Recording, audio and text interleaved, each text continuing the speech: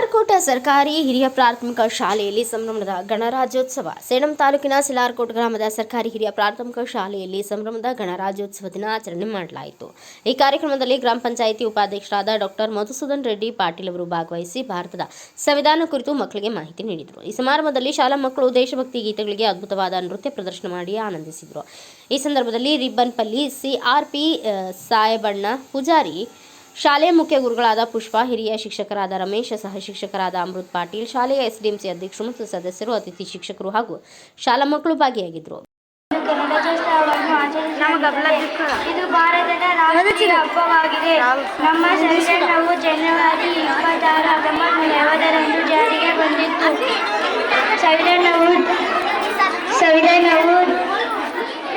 ಸಂವಿಧಾನವು ಭಾರತದ ಸರ್ವೋಚ್ಚ ಕಾನೂನು. ನಾವೆಲ್ಲರೂ ನಮ್ಮ ಸಂವಿಧಾನವನ್ನು ಗೌರವಿಸಬೇಕು. ಗಣರಾಜ್ಯೋತ್ಸವವು ನಮಗೆ ಶಾಂತಿ, ಪ್ರೀತಿ ಮತ್ತು ಏಕತೆಯಿಂದ ಬದುಕಲು ಕಲಿಸುತ್ತದೆ. ಈ ನನ್ನ ಪುಟ್ಟ ಭಾಷೆಯನ್ನು ಮುಗಿಸುತ್ತೇನೆ. ಜೈ ಹಿಂದ್, ಜೈ ಭಾರತ್. ಇದು 1950ರಲ್ಲಿ ಇದು ಸಂವಿಧಾನದಲ್ಲಿ ಆಚರಣೆಗೆ ಬಂದಿದೆ.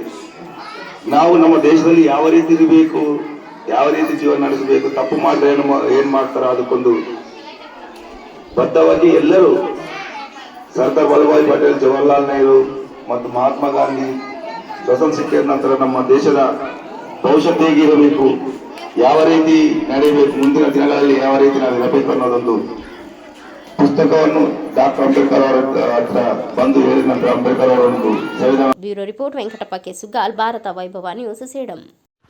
Thanks for watching. Read, discuss and debate with editor Dr. Yan Prashant Rao. Wanted reporters in print, digital and visual media for Bharat Vaibhav Daily Newspaper, BV News 5 Channel and BV Fast Web News from all the talukas of Karnataka, Goa and Maharashtra. If interested, send your resume to 9019229369.